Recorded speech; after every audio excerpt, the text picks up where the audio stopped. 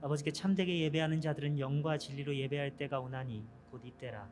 아버지께서는 자기에게 이렇게 예배하는 자들을 찾으시느니라. 하나님은 영이시니 예배하는 자가 영과 진리로 예배할지니라. 아멘. 함께 사도신경을 고백하도록 하겠습니다. 나는 전능하신 아버지 하나님 천지의 창조주를 믿습니다. 나는 그의 유일하신 아들 우리 주 예수 그리스도를 믿습니다. 그는 성령으로 잉태되어 동정녀 마리아에게서 나시고 본디오 빌라도에게 고난을 받아 십자가에 못 박혀 죽으시고 장사된 지 사흘 만에 죽은 자 가운데서 다시 살아나셨으며 하늘에 오르시어 전능하신 아버지 하나님 우편에 앉아 계시다가 거기로부터 살아있는 자와 죽은 자를 심판하러 오십니다. 나는 성령을 믿으며 거룩한 공교회와 성도의 교제와 죄를 용서받는 것과 몸의 부활과 영생을 믿습니다. 아멘.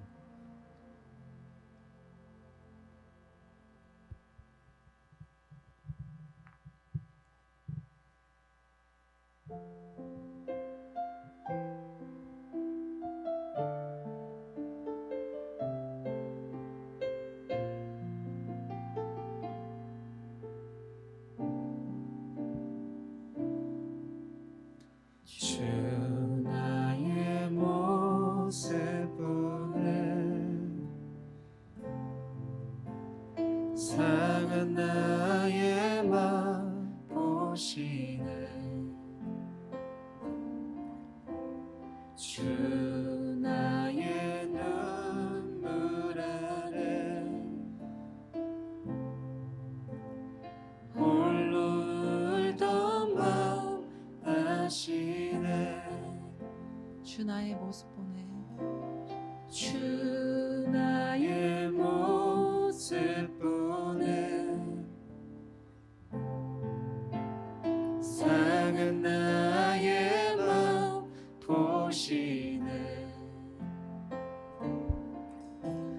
주 나의 눈물 안에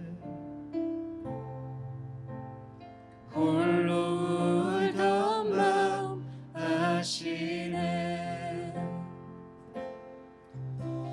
세상 소망 다 사라져가도 주의 사랑은 끝이 없으니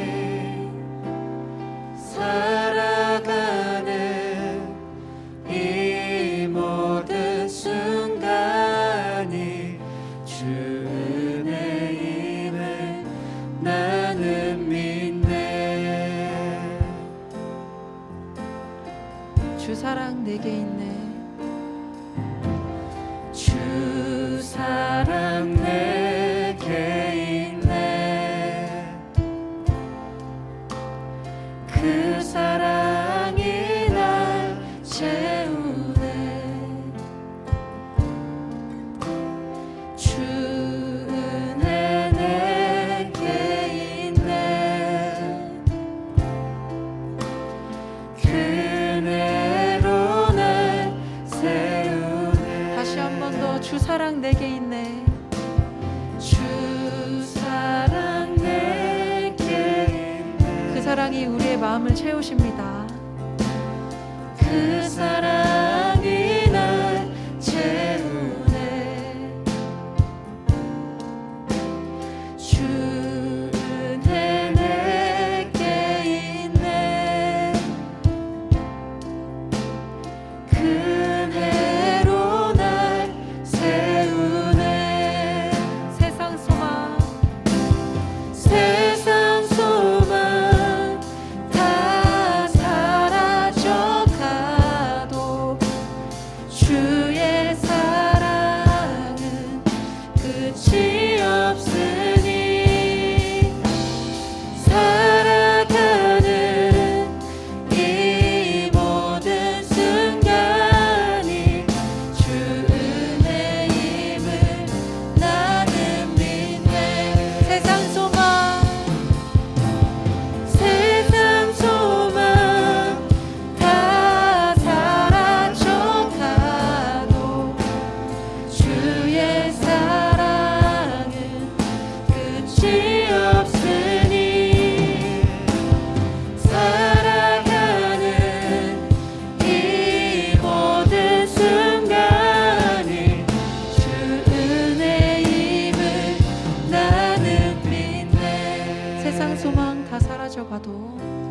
세상 소망 다 사라져가도 주의 사랑은 끝이 없으니 살아가는 이 모든 순간이 주 은혜임을 나는 믿네.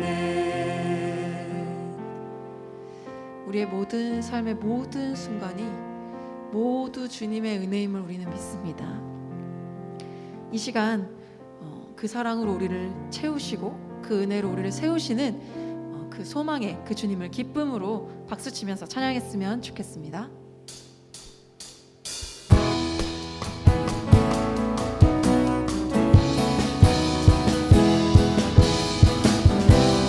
우리 소망 되신 그 주님을 찬양하며 나아갑시다.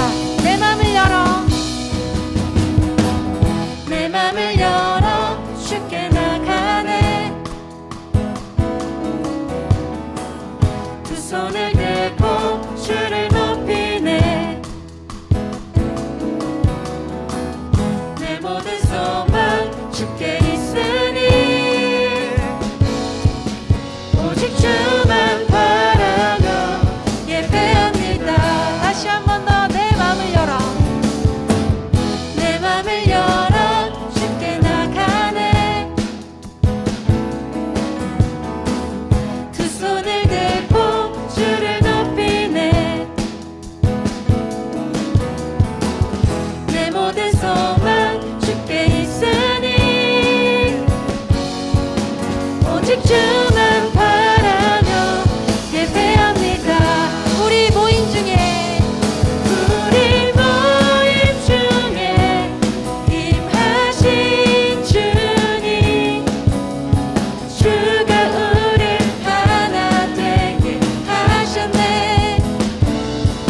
우리 찬양 중에 거하신 주님, 주를 하나 되어 찬양 드리네. 내 맘을 열어, 내 맘을 열어 주께 나가네. 두 손을 들고 주를 높이네. 내 모든 소망 내 모든 소망 주께 있으니 오직 주만, 오직 주만 바라며 예배합니다. 다시 한 번 더 내 맘을 열어, 내 맘을 열어 주께 나가네. 두 손을 들고 주를 높이네. 내 모든 소망 주께 있으니 오직 주만 바라며 예배합니다. 우리 모임 중에 우리 모임 중에 임하신 주님, 주가 우릴 하나 되게 하셨네. 우리 찬양 중에 거하신 주님, 우리 하나 되어 찬양 드리네. 우리 모임 중에 우리 모임 중에 임하신 주님, 주가 우릴 하나 되게 하셨네. 우리 찬양 중에 거하신 주님, 우리 하나 되어 찬양 드리네. 오직 주님이 우리의 찬양의 이유가 되십니다. 이 시간 우리의 마음을 다해서 우리의 소리를 높여서 그 주님 한 분만 찬양하며 나아갑시다.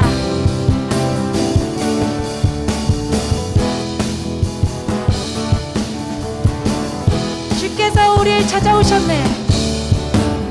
주께서 우릴 찾아오셨네.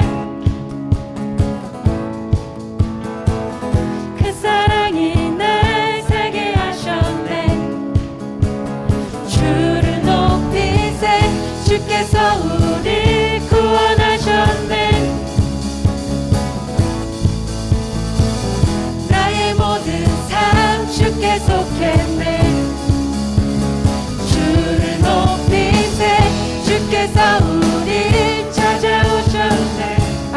주께서 찾아오셨습니다. 그 사랑이 날 살게 하셨네. 주께서 우리 구원하셨네. 나의 모든 삶 주께 속했네.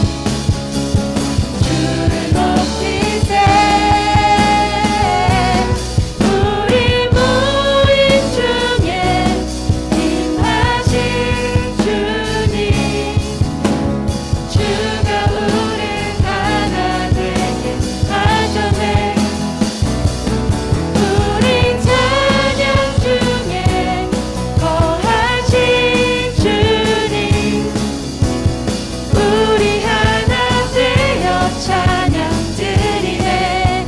우리 모임 중에 임하신 주님,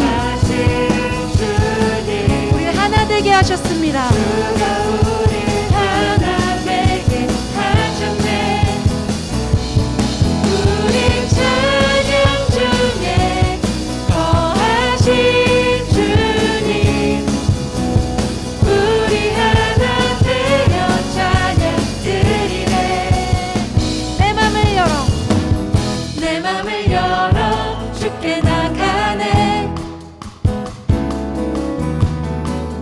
두 손을 들고 주를 높이네. 내 모든 소망 내 모든 소망 주께 있으니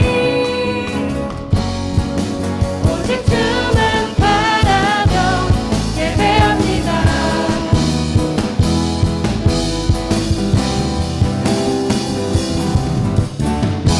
아멘. 우리 소망 되신 그 주님을 찬양합니다.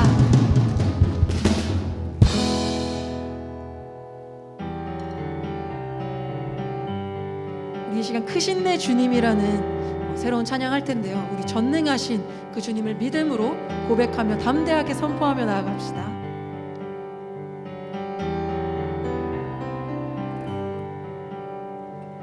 물이 포도주 되고 눈먼 자 눈을 뜨네. 주밖에 없네. 주밖에. 어둠을 비추시며 우리를 일으키네. 주밖에 없네. 주밖에. 크신 내 주님, 강하신 주님, 그 어느 누구보다 더 높은 주는 치료자, 그거 놀라운 주님. 주님, 크신 내 주님, 크신 내 주님, 강하신 주님, 그 어느 누구보다 더 높은 주는 치료자, 그거 놀라운 주님. 주님.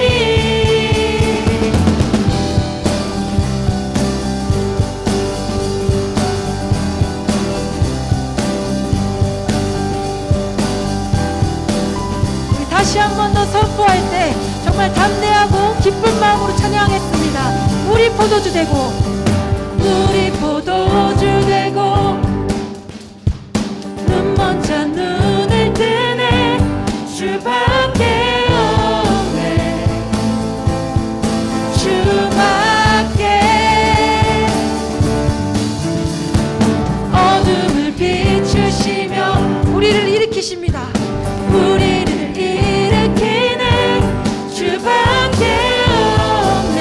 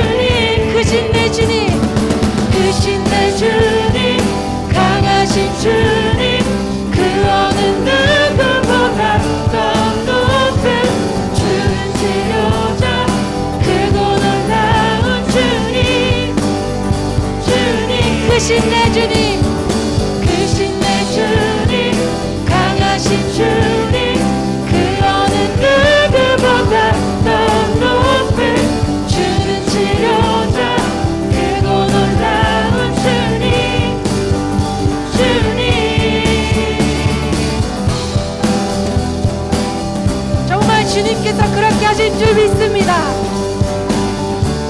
그 누가 멈추리요 그 누가 멈추리요 주가 함께 하시면 그 누가 대적하리 주 함께 하시면 그 누가 멈추리요 주가 함께 하시면 그 누가 대적하리 주 함께 그 누가 멈추리요 그 누가 멈추리요 주가 함께 하시면 그 누가 대적하리 주 함께 하시면 그 누가 멈추리요 주가 함께 하시면 그 누가 대적하리 주 함께 하시면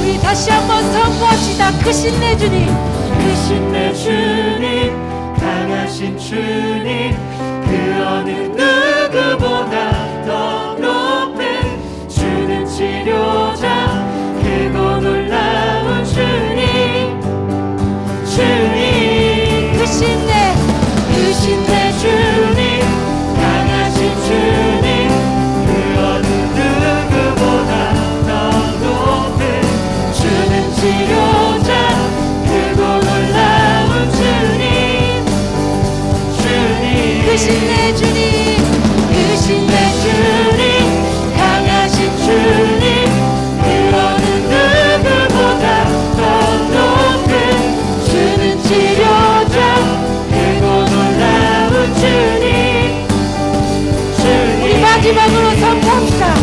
크신 내 주님 강하신 주님 그 어느 누구보다 더 높은 주는 치료자 크고 놀라운 주님 주님 아멘. 정말 우리 삶 가운데 일을 행하실 그 주님을 찬양합니다.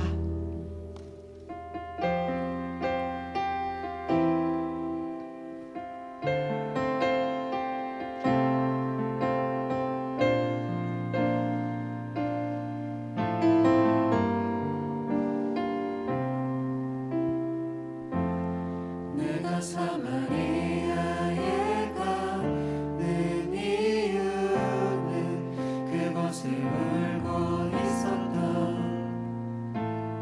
내가 있어서 햇볕이 따갑고 그늘도 없는 낮에 나는 기다렸단다. 내가 내게 오기를 아무도 찾지 않는 한낮의 우물가에 어젯밤을 다 잠든 내가 내게로 온다. 아무도 찾지 않는 한낮의 우물가에 이제껏 삶에 지친 내가 내게로 온다. 나는 사마리아 여인에게 말을 건다. 기쁨의 참말을 건다. 하늘보좌 내려놓고 그래 여기에 왔다고. 넌 내게 다시 이리 재촉한다. 그 물을 내게 달라 한다. 넌 이미 보았다. 그 물이 여기에 바로 내 안에 있어.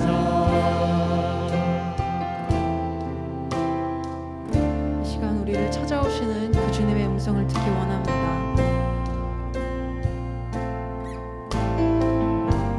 내가 사마리아에 내가 사마리아에 가는 이유는 그곳에 울고 있었던 내가 있어서 햇볕이 따갑고 그늘도 없는 낮에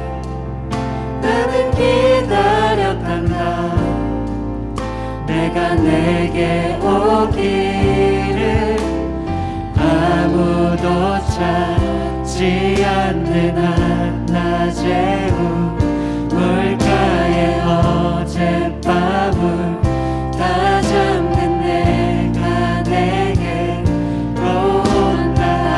아무도 찾지 않는 한낮의 물가에 이제껏 삶에 지친 내가 내게로 온다.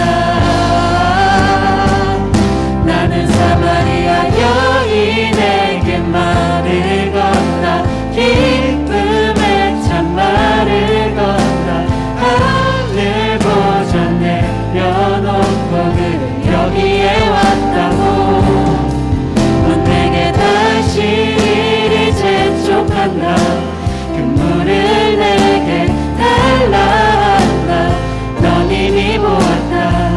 그 물이 여기에 바로 내 안에 있어. 나는 사마리아 여인에게 말을 건다. 기쁨의 참말을 건다. 하늘 보좌 내려놓고 그를 여기에 왔다고. 넌 내게 다시 이리 재촉한다. 그 물을 내게 달라 한다. 넌 이미 보았다. 그 물이 여기에 바로 내 안에 있어.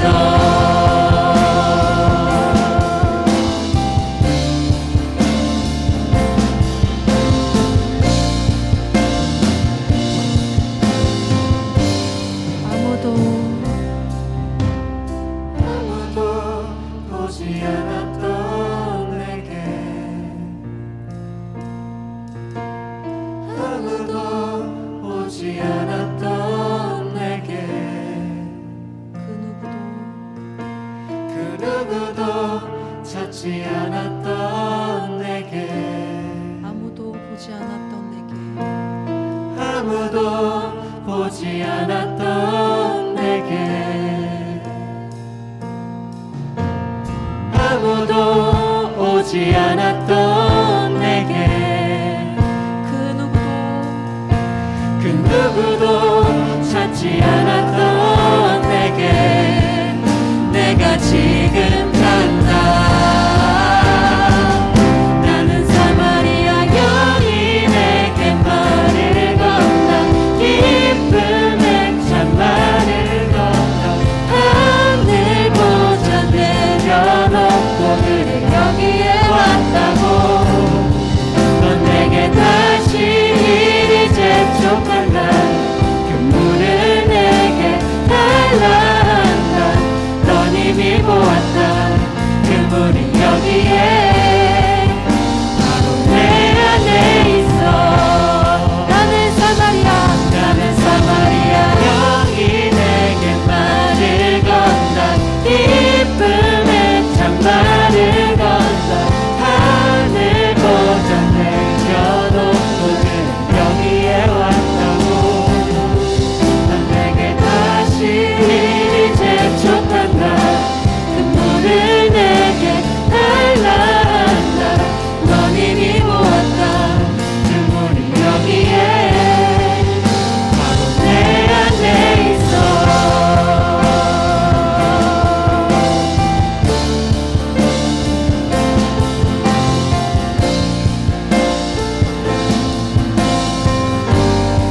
우리 이 시간 함께 기도했으면 좋겠습니다.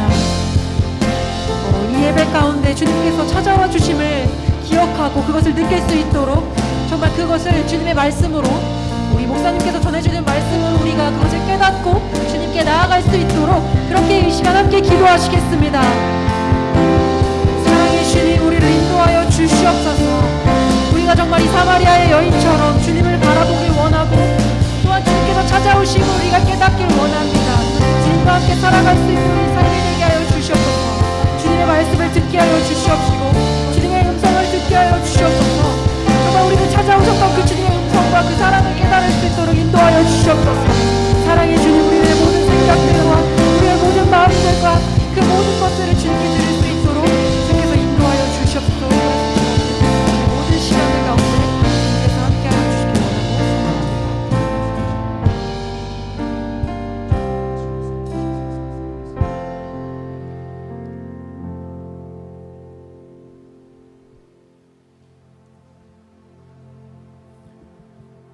하나님 아버지, 오늘 이렇게 주님의 날을 허락해 주시고 세상 속에 살던 저희를 불러 주님께 예배드릴 수 있게 허락해 주셔서 감사합니다. 이 시간 온 마음과 정성을 다해 예배드릴 수 있게 해주세요. 하나님 아버지, 현재 세계적으로 코로나로 인해 두려움과 고통을 받고 있습니다. 국내는 조금 잠잠해졌다 해도 완전히 종식된 것이 아닙니다. 코로나로 인해 교회를 잊고 떠나는 청년들도 늘어나고 있고 예배를 드린다고 하면 눈치가 보이는 현실입니다. 하루빨리 나라가 회복되고 우리가 함께 어려움 없이 예배드릴 수 있는 날이 올 수 있게 도와주세요. 하나님 아버지, 곧 다가올 2021년을 맞아 청년교구가 준비 중에 있습니다. 올 한 해 수고한 리더십들이 잘 마무리할 수 있게 인도해 주시고 내년을 위한 리더십도 잘 세워질 수 있도록 도와주세요. 하나님 아버지, 이제 목사님이 말씀을 전하십니다. 영역간에 피곤치 않게 해주시고 목사님 말씀마다 은혜와 역사가 나타날 수 있게 해주세요. 감사합니다. 이 모든 말씀 예수님의 이름으로 기도드립니다. 아멘.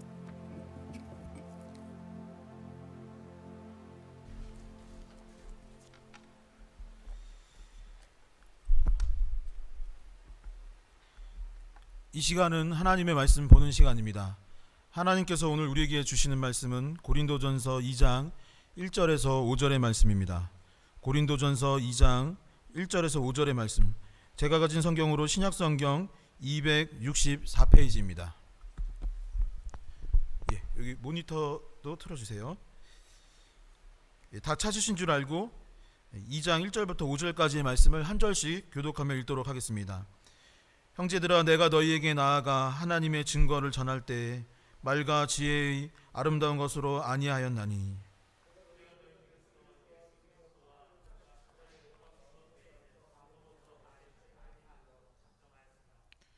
내가 너희 가운데 거할 때에 약하고 두려워하고 심히 떨렸노라.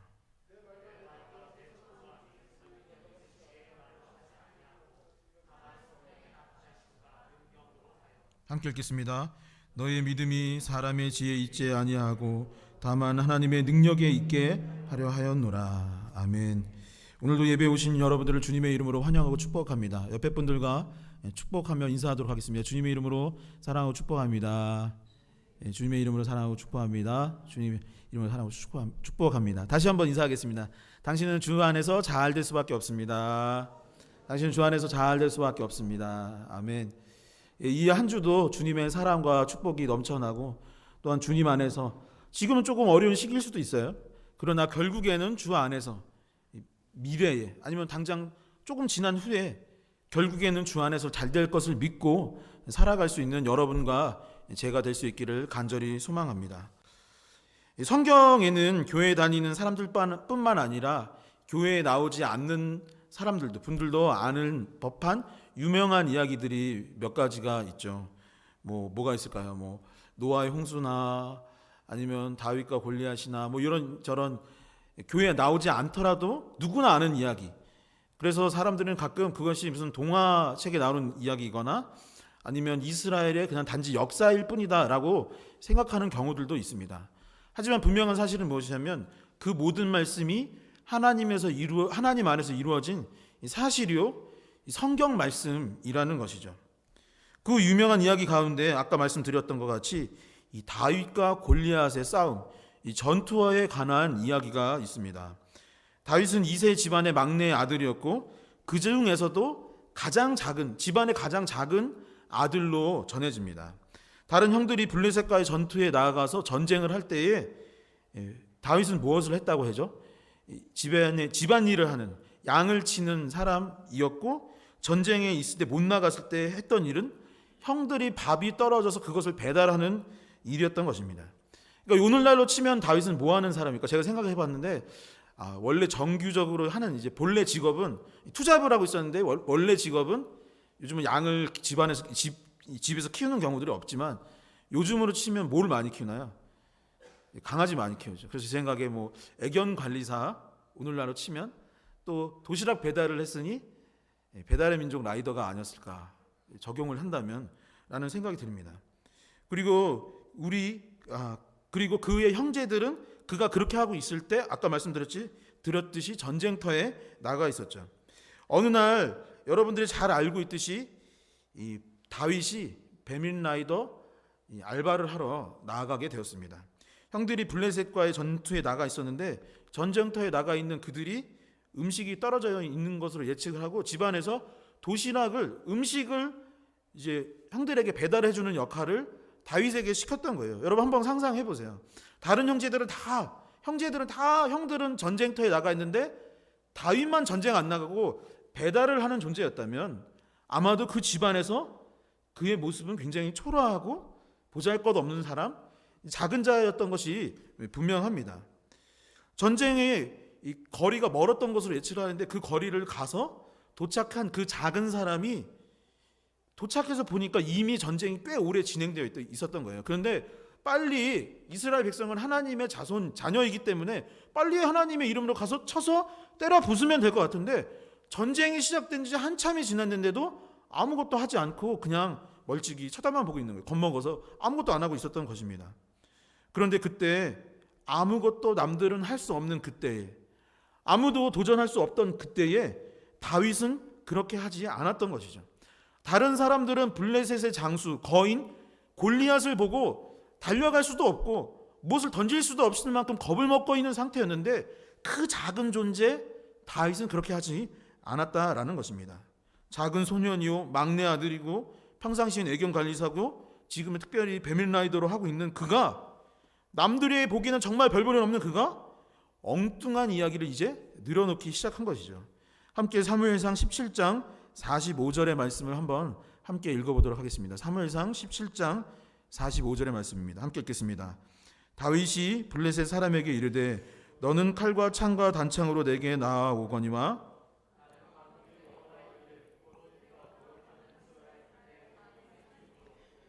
나아가노라. 아멘.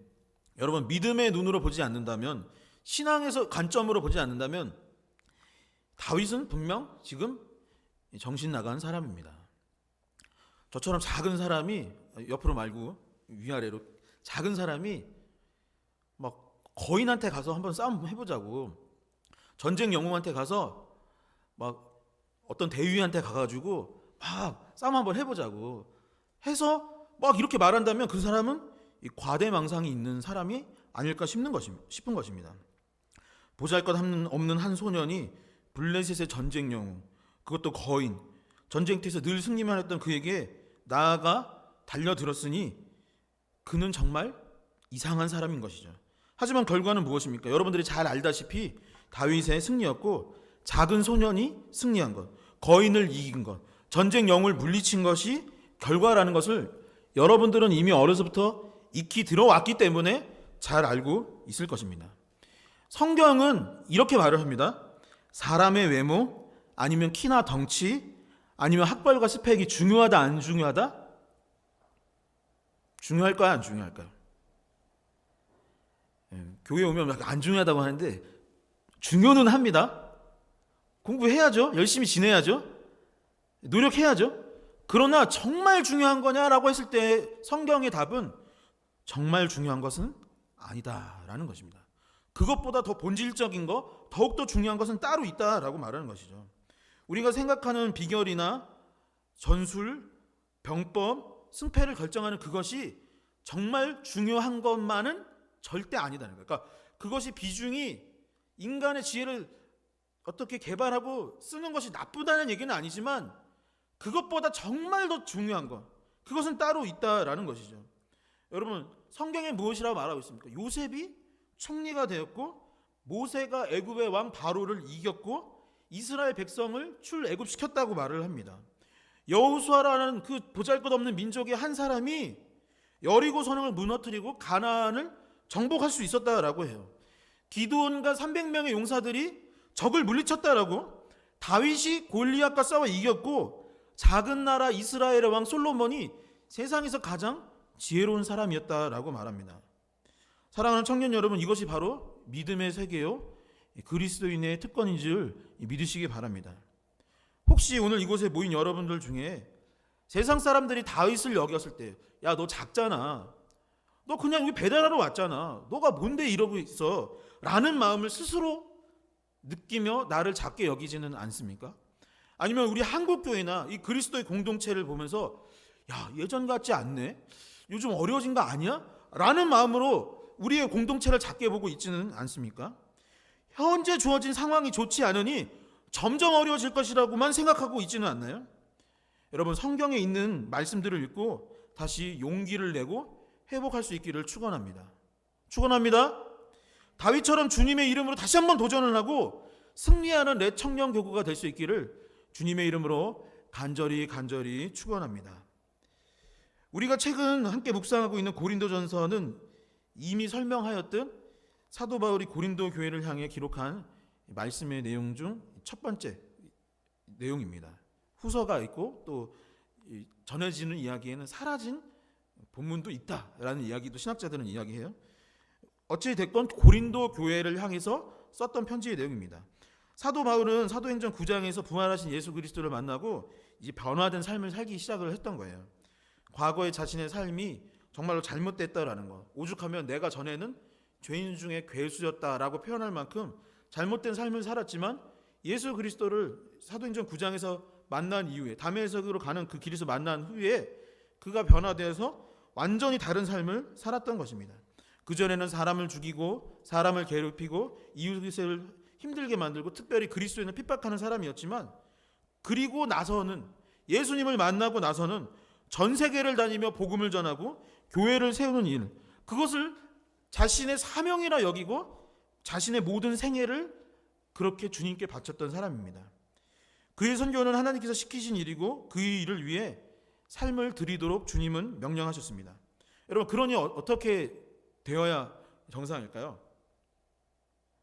요즘에 제가 아직 많이 전화는 안 했는데 가끔 제가 여러분들한테 전화를 하는 거예요. 이제 슬슬 이제 11월쯤 되면은 이제 카톡 하거나 막 전화하는 거예요. 그러면서 주님이 우리와 함께 일을 하기를 원하시는 것 같은데 리더 하면 어떠겠니? 그러면서 목사님이 이러죠. 걱정 마, 내년에 잘 될 거고 힘들지 않을 거야. 이렇게 연합도 하고 팀 짜면 괜찮을 거야. 근데 여러분 2020년 지금 현재 리더분들 어때요? 사실 일이 없었지만 없어도 힘든 게 있죠? 있어. 리더 해본 분들은 알아요. 근데 이렇게 얘기하면 내년에 안 할까 봐 걱정이 되는데, 힘든 부분들이 어떤 뭔가 압력 같은 느낌이 있습니다. 여러분, 바울은 어땠을까요? 하나님이 하라고 했어요. 하나님, 내가 널 책임져 줄 테니까 너 한번 이거 해봐. 선교를 해. 복음 전하 세계를 돌아다녀. 라고 했는데 우리가 생각하기를 그렇게 사명을 받으면 이런 생각을 할 수 있을지도 모르겠습니다. 참 쉽겠다. 왜냐? 하나님이 시키셨으니까 참 쉽겠다. 너무 잘 될 것 같아. 저절로 잘 되겠지. 그러나 쉽지만, 그렇게 될 것 같지만 절대 그렇게 되지 않았다라고 고린도 전서는 말하는 것입니다. 고린도 교회를 개척하는 일도 그랬고 그 교회를 인도하는 것도 마찬가지였습니다. 전에 무엇이라고 말했습니까? 고린도라는 지역에 복음을 전한다는 것 그 자체가 기적과 같은 일입니다. 고린도 지역에는 우상을 섬기는 큰 신전들이 여럿이 있었고 그 신전을 통하여서 매춘이 이루어질 만큼 그 동네가 굉장히 영적으로 타락된 도시였습니다. 그리고 항구 도시였기 때문에 물자가 오가고 사람들이 오가다 보니까 무엇을 더 좋아했겠어요? 잘못된 것, 죄, 물질, 돈, 이런 것에 관심 있는 도시였기 때문에 하나님의 말씀을 듣고 깨닫기를 원한다는 것, 그리고 그런 사람들이 모여서 공동체를 이루고 교회를 세워나간다는 것은 사실 정말 힘든 일이었습니다. 그리고 뭐라고까지 되어 있냐면 사도행전 18장 1에서 3절엔 다음과 같이 기록되어 있습니다. 제가 18장 1에서 3절을 읽어보도록 하겠습니다. 그 후에 바울이 아덴을 떠나 고린도에 이르렀대요. 고린도에 도착했는데 아굴라라 하는 본도에서 난 유대인 한 사람을 만나니 글라우디오가 모든 유대인을 명하여 로마에서 떠나라 한 고로 그가 그 아내 브리스길라와 함께 이달리아에서부터 새로 온지라. 바울이 그들에게 가매 생업이 같으므로 함께 살며 일을 하니 그 생업은 천막 만드는 것이니라 라고 되어 있습니다. 여러분, 바울이 사도가 뭐 하는 사람이냐면 선교사인 거예요. 지금으로 치면 복음 전하러 세상을 다니는 사람이 선교사예요. 그리고 사도는 또 뭘 하는 사람이면 오늘날로 치면 목회자인 것입니다. 공동체를 돌보고 가르치는 역할을 한 거예요. 여러분, 이 두 가지 하는 게 쉬울까요? 어려울까요? 제 경험상 쉽지 않습니다. 쉽지 않아요. 선교사, 목사 하는 게 쉬운 일이 아닌 거죠. 근데 그 두 개를 동시에 했으니 정말 힘들었겠죠.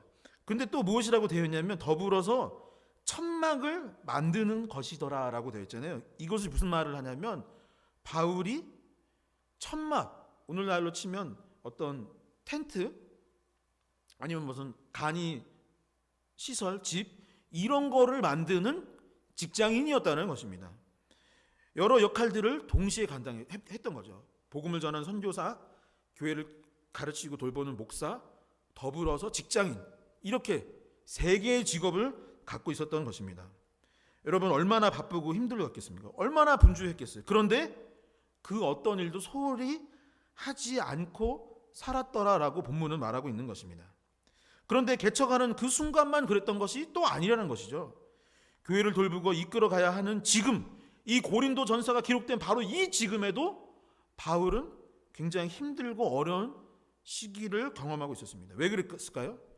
교회의 성도들이 주님을 향한 첫사랑을 잃어버린 것입니다. 지금 고린도 교회가 개척될 때, 그리고 한참 뜨거웠을 때, 성령 충만했을 때 모습은 사라지고 사람들이 그 안에서 다투고 떠나기 시작했다라는 거에, 그게 고린도 전서의 내용인 것입니다. 성도들은 첫사랑을 잊었고 교회에 문제가 생겼어요. 당파를 나누어서 막 싸우고 있었던 거예요. 그리고 잘못된 신앙과 사상들을 들여오기 시작했고 예전의 모습과는 점점 멀어지고 사랑하지 못하고 미워하고 다투고 죄에 물들었던 것이 바로 이 고린도 당시의 모습이었던 것입니다. 바울은 그런 상황에서 어떻게 했을까요? 시작하는 것도 쉽지 않았지만 또다시 힘든 순간이 왔다고 한다면 여러분 얼마나 힘들었겠습니까? 그것도 다른 사람들이 아니라 내가 믿었던 사람들인 거예요. 내가 목숨 걸고 복음 전하고 가르쳐서 함께 신앙생활 하던 사람들이 실망스러운 모습들을 보여서 그 전까지는 외부에서 핍박을 해서 내가 힘들었던 건데 이제는 안에 있는 나의 형제자매들이 교회를 힘들게 한다고 하니 바울은 얼마나 힘든 상황이었겠습니까? 정말 아마 제가 만약에 그런 상황이었다면 진짜 고린도 전서 못 쓰겠다. 나는 이 편지를 쓸 거야. 이 편지는 영국에서 시작된 편지로 하면서 보내버릴 것 같아요. 그렇지만 바울은 그렇지 않았을까요? 그렇게 했을까요? 여러분 성경은 어떤 일 시작과 과정에 대해서 유명한 말씀을 기록하고 있습니다. 욥기 8장 7절에 이르기를, 여러분 잘 아는 말씀이죠. 내 시작은 미약하였으나 내 나중은 심히 창대하리라 라고 되어 있습니다. 여러분들이 삶이 이럴 수 있기를 소망합니다. 그런데 진짜 그런가요? 하나님의 뜻은 그렇지만 우리의 삶을 돌이켜보면 이 말씀대로 안 될 때가 참 많이 있습니다. 누구나 시작은 하지만 나중은 이렇지 않더라는 것이죠. 성경 말씀은 시작은 미약하고 나중은 창대한 것인데 우리는 시작은 크게 하고 나중은 약하게 하거나 포기하는 경우들이 참 많이 있습니다. 특히 제가 청년 사역을 꽤 오래 한 것 같아요. 성악교에서도 3년 하고 전회교에서도 했으니 꽤 오래 했는데 이런 말 듣고서 상처받지 마시기 바라요. 청년의 때에 이런 경우들이 참 많은 거죠. 청년들이 저를 찾아오고 나서 이런 말을 합니다. 목사님, 제가 이 일을 도전하기로 했어요. 여러분들 중에도 있을지도 모르겠어요. 하나님께서 내게 이 사명을 주셨습니다. 이 일이 너무 좋고 분명해서 잘할 수 있을 거라고 저는 확신합니다. 그래서 저는 도전을 해보려고 해요. 때로는 이렇게 말하기도 하죠. 목사님, 내년에는 정말 제가 이 일에 올인할 거예요. 전부를 걸어서 집중할 겁니다. 한번 보세요. 제가 정말 기도해서 결정한 거예요. 라고도 하죠. 관계에 있어서는 어떻습니까? 관계에 있어서도 막 이러는 거예요. 목사님, 제가 그 친구를 사랑하게 되었습니다. 너무 사랑해서 더 행복하게 해주고 싶어요. 그럼 제가 보통 이런 얘기를 하죠. 그래, 어디 그러나 한번 보자. 진짜 기도 많이 해야 돼 너. 그러면 특히 형제들이 두고 보세요. 절대 라고 말을 합니다. 여러분 얘기하는 거 아니에요. 속상해하지 마세요. 내 얘기하는 건가? 내 얘기가 아니라 우리 모두의 이야기입니다. 여러분, 청년들 중 다수가 처음 한 말, 첫 마음과 달리 시작은 창대했지만 끝은 미약합니다. 어려움이 있으면 포기하고 떠나면 그만인 것이죠. 좋아한다고 했지만 진짜 좋아한 것은 아니었고, 사명이라고 하였지만 그저 유행을 따랐던 것입니다. 하지만 하나님의 사람을 다윗도 바울도 그렇게 살지 않았습니다. 다윗은 골리앗이 있으면 그 골리앗을 보고 이거 안 되겠는데 이렇게 말한 게 아니라 그 골리앗을 쳐서 넘어뜨렸습니다. 바울은 교회가 없으면 교회를 세웠고, 교회가 어려울 때에는 그것을 회복시키기 위해서 최선을 다했던 것이죠. 넘어지고 패한 적, 실패한 적이 없었던 것은 아니지만, 실패가 있기야 했지만은 망한 것은 아니라는 그 믿음을 가지고 다시 도전을 하여서 재기하고 회복시켰던 사람들이 바로 성경의 사람들이었습니다. 그런데 여러분, 왜 우리는 그들과 다른 것일까요? 그들과 우리의 차이는 도대체 무엇일까요? 우리도 하나님을 믿는데 왜 우리는 점점 미약해지고 창대해지는 그들과 다른 것일까요? 그들이 승리하는 이유는 어디에 있는 것이겠습니까? 사랑하는 청년 여러분, 오늘 본문은 첫 번째 그것을 위해서 이렇게 말을 합니다. 복음을 붙들어야 한다고 말이죠. 여러분, 지난 2주 동안 저는 계속 똑같은 얘기를 했어요. 그리고 지난 3년 동안도 사실은 돌이켜보면 제가 다른 얘기 한 게 별로 없습니다. 3년 내내 똑같은 얘기를 본문만 바꿔서 한 거죠. 아닌가요? 성경 공부 교재만 바꿔가면서 1, 2, 3권 나눠서 했는데 다 똑같은 얘기예요, 사실은. 지난 2주도 마찬가지였습니다. 지난 첫 번째 주에는 이렇게 말했죠. 복음 중심 살아야 된다. 둘째 주 뭐라고 했죠? 복음 엔진을 달고 살아야 된다. 다 똑같은 얘기입니다. 결국 무엇입니까? 여전히 복음을 붙들고 살아야 한다라는 얘기인 것입니다. 십자가 보혈, 예수님의 심장이 내 안에 뛰고 있느냐 안 뛰고 있느냐, 그것을 확인하고 그것이 핵심이라 생각하고 교회 나와서 신앙생활 하는데 물론 다른 것도 다 중요하지만 내 안에 여전히 예수 그리스도의 그 보혈의 은총이, 그 복음이 있어야 한다. 그것이 신앙생활의 첫 단추다. 그거 아니면 다 가짜다 라고 말하고 있는 것입니다. 사랑하는 청년 여러분, 고린도전서 2장 2절의 말씀을 한번 한 목소리로 함께 읽어보도록 하겠습니다. 함께 읽겠습니다. 내가 너희 중에서 예수 그리스도와 그가 십자가에 못 박히신 것 외에는 아무것도 알지 아니하기로 작정하였습니다. 아멘. 제가 신학대학원을 마치고 상담학 전공을 했다는 것을 아마 여러분들이 많이 알고 있을 것입니다. 제가 상담학 수업을 들을 때 봤던 사진이 하나 있는데요. 무엇이냐면 바로 빙하와 관련된 거죠. 한번 화면을 보시죠. 이게 빙하이잖아요. 그죠? 여러분, 보통 우리가 다큐나 어떤 영상을 보면 이렇게 막 남극 대륙이나 막 그린란드에 있는 빙하가 요즘 온난화로 녹고 있습니다. 뭐 이런 보면 그 빙하가 바로 이런 빙하의 모습입니다. 다시 한번 보여주세요. 그리고 보이는 빙하는 빙하의 일부라고 하죠. 저 위에 조만큼만 보이는 거고 그 아래 더 큰 얼음 덩어리가 존재한다는 사실을 많은 분들이 잘 알고 있습니다. 여러분, 혹시 이거 처음 들어보는 얘기인가요? 다들 알고 있는 얘기죠. 막 그 영화 타이타닉도 막 그 배가 침몰한 원인이 뭐 이것 때문이다라고 하죠. 예, 됐습니다. 여러분, 사람들 이게 심리학 기초 수업 들을 때 기본 수업 때 이제 듣는 내용인데, 사람의 생각, 사고, 의식이 바로 이 빙하와 같다라고 말을 합니다. 이 프로이드라는 심리학자가 이것을 이야기하면서 굉장히 잘 알려졌는데, 이 사람의 의식, 이 생각 의식에는 의식이 있고 무의식이라는 게 있다라는 거예요. 그래서 원래 더 세분하면 전의식이라는 것도 있지만 오늘은 수업 시간이 아니니까, 또 제가 교수님은 아니니까 생각하도록 하겠습니다. 이 빙하와 같은 의식, 우리가 생각하고 사고하는 것은 요 정도이고, 사실은 그 밑에 이 잠재되어 있는 무의식의 세계가 훨씬 크게 되어 있다라는 것이죠.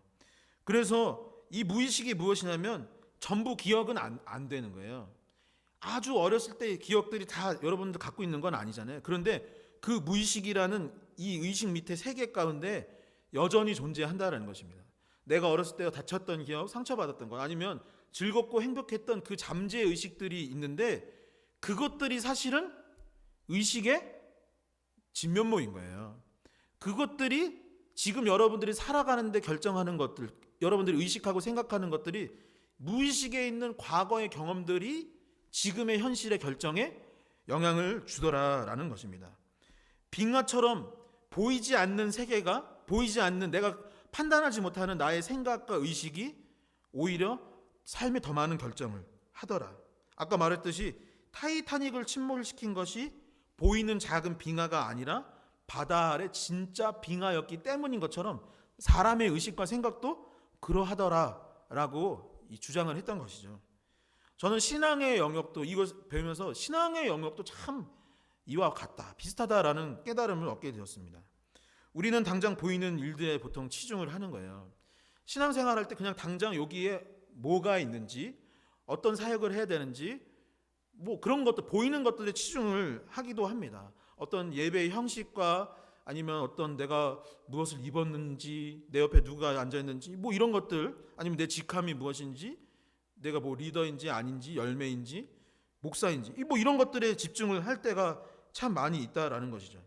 그런데 어떻습니까? 신앙도 그 보이는 그 영역 말고 더 신앙의 깊은 뿌리, 진짜 뿌리, 근본이 있고 그것이 삶과 신앙을 결정하는 중요한 요소라는 것을 깨달은 것이죠. 여러분, 바울은 그 사실을 너무나도 잘 알고 있었던 것입니다. 고린도 교회의 문제에 대한 다른 모든 해답들에 앞서서 이것이 문제일 땐 이렇게 해야 된다, 이것이 문제일 땐 이렇게 해야 된다는 그것에 앞서서 지난주에도 말했지만 무엇을 먼저 이야기했다고요? 자, 내가 이제 말을 할 건데 그 모든 것보다 사실은 이게 중요한 거야, 이게 없어서 그래 라고 했는데 그것이 바로 그리스도의 십자가 복음인 것입니다. 다른 것들은 격가지이고 문제의 핵심, 신앙의 열쇠, 기본은 복음이라고 계속 말하고 있는 거예요. 그러니 다시 말해서 고린도 교인들이 싸운 이유는 무엇입니까? 교회 안에 패를 나눠서 다퉜던 이유는 무엇일까요? 본문에 보면 막 세상 법정에, 성도들이 싸워서 세상 법정에 재판을 받아야 되는 경우도 있었고, 어떤 성적인 타락이 있었다라고 하고 우상의 재물을 막 어떻게 해야 되는지, 아니면 각자 은사나 역할이 다른데 누가 더 우월한지 하면서 저쪽을 하대했다라는 뭐 그런 내용들이 있는데, 여러분 왜 그랬다는 것입니까? 왜? 당장 눈에 보이는 빙하는 그 자체가 문제이지만 바울이 말하는 것은 진짜 너네가 그러고 그 문제가 일어나는 진짜 이유는 그 마음 가운데 복음이 사라졌기 때문이라고.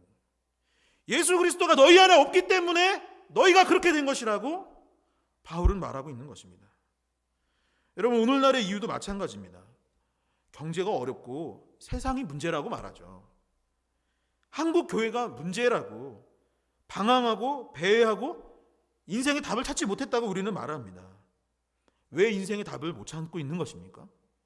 진짜 그 답을 모르고 있거나 들었는데 까먹었거나 멀리하에서 사그라들고 있기 때문인 것입니다. 다시 말해, 진짜 답, 복음이 없기 때문에 다른 것이 문제라고 말하는 것이죠. 사랑하는 청년 여러분, 바울이 성경 말씀 내내 반복하였던 것처럼 다른 서신서들도 다 이 얘기예요. 다른 본문들도 다 이 얘기입니다. 그러니 저도 다시 한번 강조할 수밖에 없는 것입니다. 여러분 안에 십자가 복음을 회복할 수 있기를 소망합니다. 예수 그리스도를 뜨겁게 믿으시기를 바랍니다. 그리고 그 사랑을 뜨겁게 활활 불태운다면, 여러분 지난주에 말했던 것처럼 복음 엔진이 정말로 용수선 치듯이 쾅쾅 뛰기 시작하고 다시 달려나갈 수 있게 될 것입니다. 복음을 붙들고 살아감으로 다시 한번 회복되어지고 인생의 답을 찾을 수 있는 여러분들과 제가 될 수 있기를 간절히 소망합니다. 두 번째는 성령님과 함께하는 삶을 살아야 합니다. 간단하게 말해서 성령 충만함이 있어야 한다라는 것이죠. 그리스도인이 된다라는 것은 결국 예수님의 십자가를, 그 복음을 믿고 주님을 나의 구원자로 믿고 살아가는 것, 하나님의 자녀로 변화되어 살아가는 것입니다. 인생의 답이 다른 것이 아니라 바로 복음이라고 하는 것을 깨닫고 그 복음 붙들고 그 복음을 품고 그리스도인으로 살아가는 삶, 그것이 필요한 것이죠. 그런데 그렇게 복음을 믿고 주님을 구주로 믿고 살아갈 때에 하나님께로부터 부여되는 우리에게 주시는 선물이 있는 거예요. 하나님께서 우리에게 남들은 없는데 정말로 굉장한 파워가 있는 특권을 주시는 것입니다. 그것이 바로 하나님의 영이신 성령님이고 그 성령님이 동행하실 것이라고 성경은 말하고 있는 것이죠. 여러분 한번 함께 고백해 볼까요? 성령님과 함께하는 삶. 오늘 왜 그러죠? 오늘 비가 와서 뭔가 센티해진 거예요. 가을도 되고 나 가을 타나 봐. 우리 형제들 우리 교회는 형제들이 많은데 여러분 한번 날씨와 변화는 지난주와 똑같이 한번 이렇게 고백합시다. 성령님과 함께하는 삶. 아멘. 고린도전서 2장 4절에서 5절 말씀 한번 함께 읽겠습니다. 같이 읽겠습니다. 내 말과 내 전도함이 설득력 있는 지혜 말로 하지 아니하고 다만 성령의 나타나심과 능력으로 하여 너의 믿음이 사람의 지혜에 있지 아니하고 다만 하나님의 능력에 있게 하려 하였노라. 아멘. 여러분들은 세상에서 가장 어려운 일이 무엇이라고 생각하십니까? 저는 사람을 바꾸는 것, 변화시키는 일이 가장 힘든 일이 아닐까 생각해 봅니다. 사람이 변화된다는 것은 아까 본 그 그림 사진에서처럼 그 빙하의 위아래를 바꿔놓는 것 같은, 빙하의 산이 아래에 있는데 그것을 뒤집어 엎는 것과 같은 일이 저는 사람이 변하는 거라고 봅니다. 하지만 바울은 그 일들을 해낸 사람이에요. 가장 어려운 일을 해낸 사람입니다. 한 사람의 삶을 변화시키는 것도 제가 경험해보니까 정말 어려운 것 같아요. 한 사람 바꾸는 것도 정말 힘든데 바울은 도시 전체를 바꾸기도 하고 수백 명, 수천 명의 삶과 그 인생을 변화시켰습니다. 여러분 어디 거기까지만 했나요? 바울은 막 의사 같은 거예요. 사람들도 치유해줬어요. 그리고 사람의 신분을 바꿨습니다. 옛날에는 죄의 자손들을 하나님의 자녀들로 바꿔버린, 사망에서 구원으로 바꾸는데 쓰임받은 사람이 바로 사도 바울입니다. 그런데 방금 읽은 4절을 보면 이렇게 돼 있어요. 뭐라고 돼 있나요? 그가 잘 가르치시는 사람, 막 상대방을 설득을 잘하는 사람이라고 되어 있나요? 그렇지 않습니다. 사람 바꾸려면 막 설득하고 굉장히 어떤 뭔가 대단한 그런 언변이 있어야 될 것 같은데 성경을 보면 바울은 그런 능력이 없었다라고 되어 있어요. 그리고 전승에 의하면 사도 바울은 약간 키가 작고 외모도 별로였다라는 전승이 있습니다. 한번 사진 볼까요? 이게 사도 바울 모습이에요. 제가 그 중에서 제일 잘 나온 그림 찾아온 거거든요. 그 중에서 제일 잘 나온 거. 다른 사진 찾아오면은 뭐 이런 생각이, 여러분 지금 표정이 그래도 목사님보다 낫네요. 이런 표정인데 누가 아멘했어? 방송실에 여러분 오래된 벽 하나 그림들 한번 나중에 구글 한번 찾아보세요. 사도 바울은 대부분 아까 그런 식으로 묘사가 되어 있습니다. 고린도후서 10장을 보면 바울이 이렇게 말해요. 스스로에 대해서 나는 혀가 둔한 사람이고 말 잘 못하는 사람입니다 라고 했어요. 다시 말해 어떤 사람입니까? 인간적인 매력이 별로 없던 사람, 그리고 화술 실력이 그리 좋지 않았던 사람입니다. 당시 헬라 문화권인데 헬라 문화권에서는 이 언변이 뛰어난 게 굉장히 삶의 큰 능력이었다고 하잖아요. 근데 그런 능력이 없는 사람이 바로 사도 바울이었습니다. 그리고 그는 과거에 기독교를 핍박했고 감옥에 사람들을 몰아넣었을 뿐만 아니라 사역을 시작한 후에는 또 본인이 감옥에 갇혀있던 시간이 꽤 길었어요. 그러니 어떻겠습니까? 사역하기 적합한 사람 아닙니다. 하나님 일 잘하기 어려운 사람이에요. 비전 사명 이룰 수 없는 거죠. 감옥에 갇혀있는 시간이 그렇게 길었는데. 그런데 바울이 뭐라고 그래요? 빌립보서에서 감옥에 갇히길 잘했다라고 그래요. 왜냐? 감옥 바깥에 있을 땐 감옥에 갇힌 사람 전도 못했는데 감옥에 갇히니까 여기서 복음 전할 수 있어서 참 좋다라고 말을 합니다. 얼마나 대단한 사람이에요. 근데 그 사람이, 이 바울이 어떻게 해서 그렇게 대단한 삶을 살았느냐? 바로 성령님과 함께하는 삶을 살았기 때문입니다.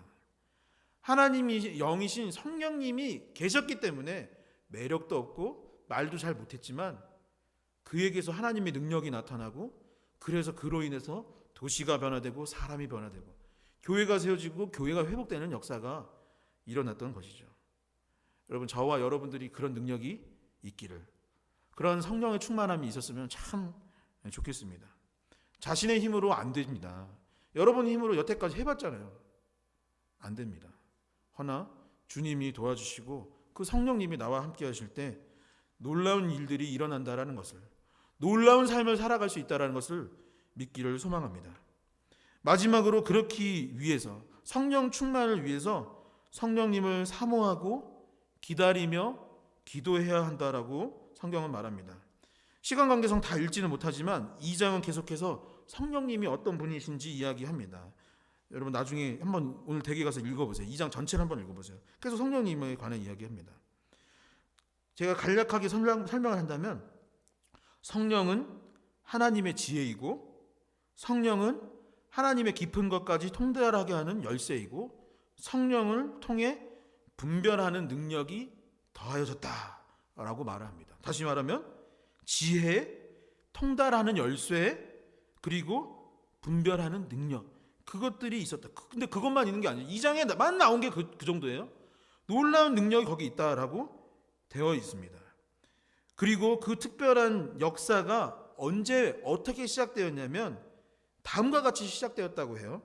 사도행전 2장 1절에서 4절의 말씀을 우리 교회, 우리 렛청년교회에서 이런 일이 일어나기를 바라면서 한번 저와 여러분들이 한 절씩 교독해 보도록 하겠습니다. 제가 먼저 읽겠습니다. 오순절 날이 이미 이름에 그들이 다 같이 한 곳에 모였더니,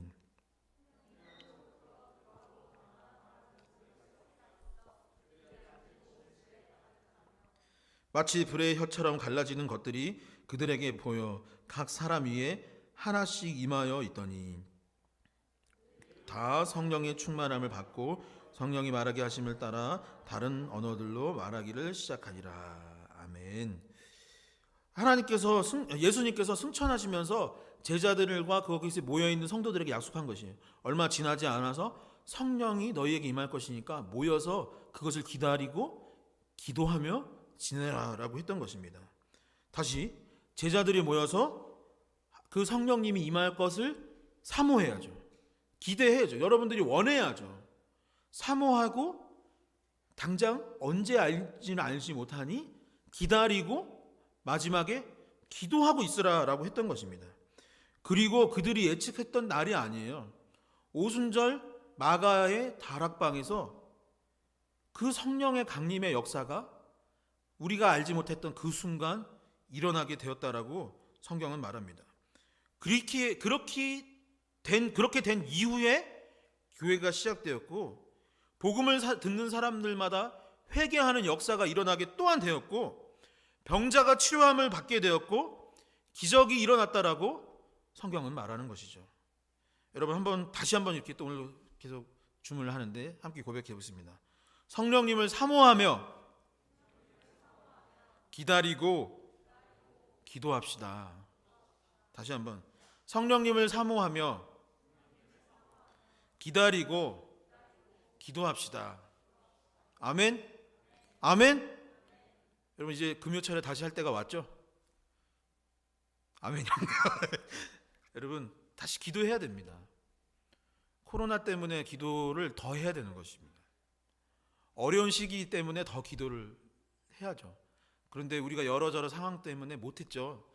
여러분 각자의 삶의 처소에서 더 기도하고 새벽에 아니면 수요 예배 아니면 이제 다시 시작될 금요 철야에, 그리고 이 예배가 있는 그 순간마다 마음속으로 아니면 소리를 내어 기도할 수 있기를, 사모하며 기다리며 기도하는 우리 렛 청년 교구 될 수 있기를 바랍니다. 말씀을 정리하도록 하겠습니다. 다윗은 골리앗과 싸워서 이길 조건의 사람이 아닙니다. 바울은 사도로서 부적합한 사람이었기도 했습니다. 복음을 전파하기에 방황이 다른 사람이죠. 다윗은 골리앗과 싸워 이길 수 없는 사람. 아까 말했듯이 애경 관리사 겸 배민 라이더였고 바울은 교회를 핍박하는 사람이자 오히려 복음 전파를 방해했던 사람이었던 것이죠. 바울은 뭐 반기독교 연합회 소속이었던 거죠. 따지고 보면 그런 사람이 이 둘이었습니다. 그는 키가 작고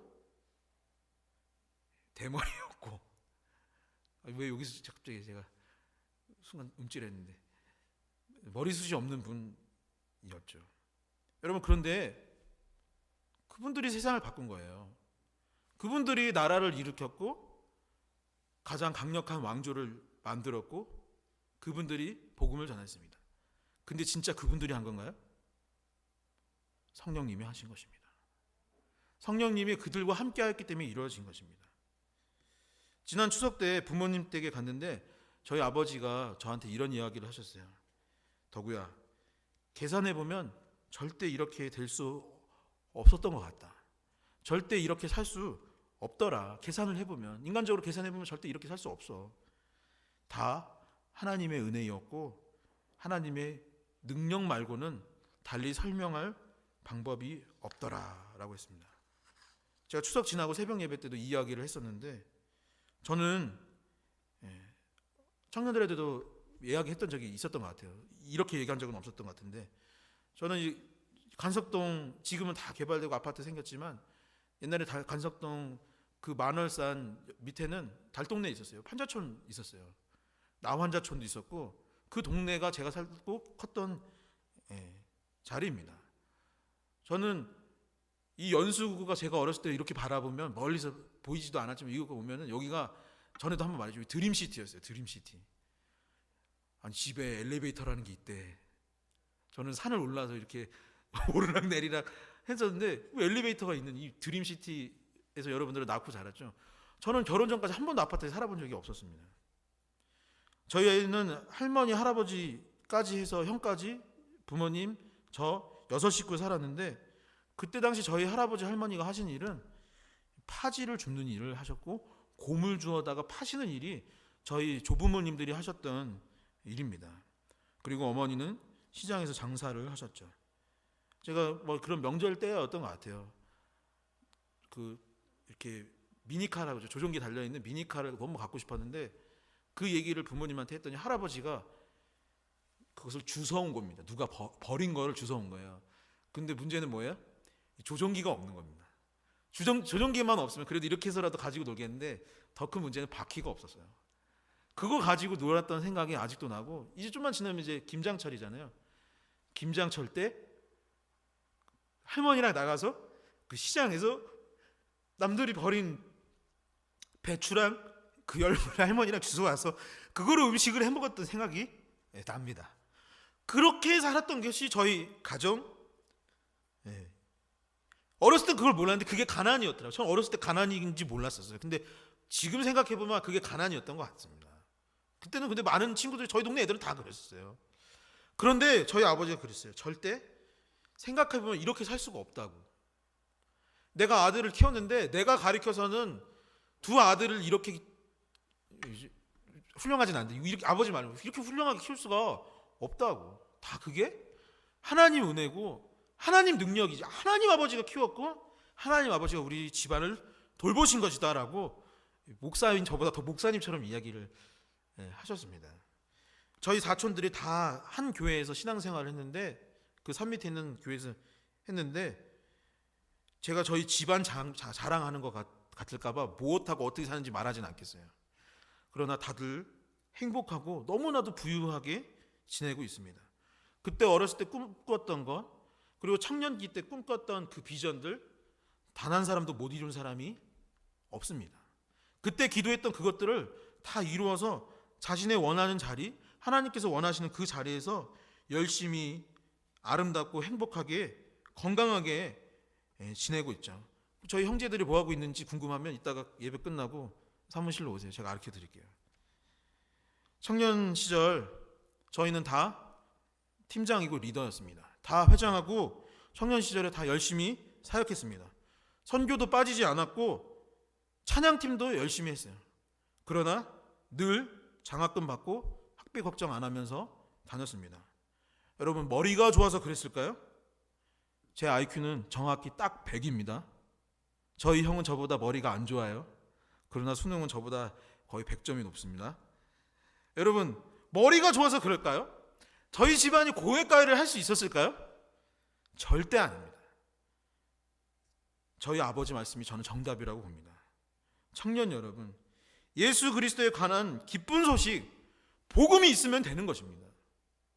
그리고 성령님께서 여러분들과 함께 하시는 삶을 살아간다면 여러분 충분히 이기고 잘 될 수 있는 것입니다. 그러기 위해 우리가 해야 할 것은 무엇입니까? 성령님 나에게 다시 한번 임하여 달라고. 내가 주님을 사모합니다. 내가 기다립니다. 기도합니다. 우리 공동체 가운데, 우리 가정 가운데, 우리 삶 가운데 임재하여 달라고. 내가 이것을 하고 싶은데 너무 안 되는데, 내 능력으로는 안 되는데 주님 도와달라고. 여러분 얼만큼 기도해봤습니까? 기도하라는 것입니다. 기도하고 주님께 은혜를 구하면 하나님께서 그 일들을 반드시 이루어지도록 임재하여 주실 줄 믿으시기 바랍니다. 복음, 성령 충만, 그리고 기도. 복음, 성령 충만, 기도. 복음, 성령 충만, 기도. 그러면 여러분이 다윗이 되는 것입니다. 그렇게 살 때 여러분들이 바울과 같은 삶을 살아가는 것입니다. 하나님의 놀라운 기적이 우리의 공동체 가운데 이루어지는 것이요, 복된 삶을 살아갈 수 있는 것이죠. 이 사실을 믿고 복음 중심의 삶을 살아가며 성령 충만을 위해 다시 한번 기도할 수 있는 렛 청년교구가 될 수 있기를 주님의 이름으로 간절히 축원합니다. 여러분들이 주 안에서 다시 한번 잘 될 수 있기를 소망합니다. 상황과 여건과 현재 그것을 보지 아니하고 주님께, 그 복음 앞으로, 예수 그리스도의 십자가 앞으로 나아갈 수 있는 렛 청년교구가 될 수 있기를 주님의 이름으로 간절히 축원합니다. 여러분 이 시간 오늘 말씀을 놓고 함께 기도했으면 좋겠습니다. 여러분 다시 기도해야 될 때가 된 것입니다. 담임 목사님한테 제가 그랬어요. 목사님 저는 조금 겁이 납니다. 잘 안 될까 봐 겁이 나요 이제는. 했더니 담임 목사님께서 뭐라 하냐면 아니라고, 지금이 기회라고. 그런 거 보니 여러분 블레셋이 쳐들었던 그 시기는 위기였지만 하나님과 함께 하심으로 다윗은 그것을 기회로 역전시켰던 것입니다. 바울에게 고린도 교회의 위기는 어려움일지 모르지만 그 위기가 있었기 때문에 고린도 전후서가 쓰였던 것입니다. 여러분들은 지금 어떤가요? 위기입니까? 하나님 나를 좀 도와달라고. 내가 지식이 부족하고 지혜가 부족하니 나에게 임재하여 달라고. 내 삶의 길이 열리지 아니 주님 도와달라고. 성령 충만하게 해달라고. 다시 뜨겁게 기도해달라고 지금 이 시간 기도할 수 있었으면 좋겠습니다. 그리고 특별히 돌아오는 수요일에 오늘 나오지 못한 민성 형제가 혈관 축소 수술을 받게 됩니다. 혈관이 너무 투석을 하는데 너무 여기가 확장이 돼서 이제 혈류량이 계속 속도가 너무 빨라서 심장이 지금 아프다고 조금 전에도 연락이 왔어요. 여러분 우리 민성이가 하루빨리 치료될 수 있게 하여 주시옵소서. 하루빨리 신장이 회복되어지고 그 혈관이 주님의 손길이 닿아 수술도 잘 이루어지고 치료될 수 있게 해달라고 이 시간 여러분 자신과 우리의 형제 자매들 위해 합심하여 기도하도록 하겠습니다. 언제나 사랑과 은혜가 많으신 하나님 아버지 감사합니다. 우리를 이 자리로 불러주시니 너무나도 감사합니다. 아버지 우리도 성령 충만할 수 있기를 원합니다. 아버지 우리도 복음 중심으로 살 수 있기를 원합니다. 그런데 세상의 다른 것들 정말로 이 흐린 날씨마저도 우리를 방해하고 우리를 우울하게 만듭니다. 세상의 환경과 아버지 상황을 보면서 절망에 빠지기도 합니다. 하나 주님의 십자가를 우리가 붙들고 다시 한번 기도하오니 아버지 이 시간 이곳에 있는 청년들 가운데 성령의 기름이 부음받을 수 있도록 아버지 도와주시고 인도하여 주시옵소서. 다시 한번 뜨거움을 경험할 수 있도록 인도하여 주시옵소서. 바람과 같이 불과 같이 물과 같이 기름과 같이 비둘기 같이 임재하는 주님을 경험하며 성령의 충만함의 역사가 일어나서 다시 한번 세상 가운데 빛과 소금의 역할을 감당하며 승리를 외칠 수 있는 우리 청년들이 될 수 있도록 아버지 중보하오니 임재하여 주시고 도와주시옵소서. 청년들의 삶에 기도 제목들이 있습니다. 치유의 역사가 일어나게 하여 주시옵소서. 길이 열리는 역사가 일어나게 하여 주시옵소서. 아버지 지혜와 명철함을 더하여 주시고 공부하는데 지치지 아니하게 하여 주시옵시고 좌절하거나 포기하지 아니하고 주님께서 주신 사명 붙들고 그 길을 계속 걸어갈 수 있는 자들 될 수 있도록 아버지 도와주시옵시고 역사하여 주시옵소서. 민성이를 위하여 기도하오리. 아픈 몸이 치료되는 역사가 일어날 수 있도록, 고쳐지는 역사가 일어날 수 있도록 아버지 도와주시고 인도하여 주시옵소서. 가난한 자를 부유케 하여 주시옵시며 미움이 없는 자에게 힘을 더하여 주시옵시고 아버지 쓰러진 자를 일으켜 세워 주시옵소서. 역사하여 주시옵소서. 아버지 우리를 도와주시옵소서.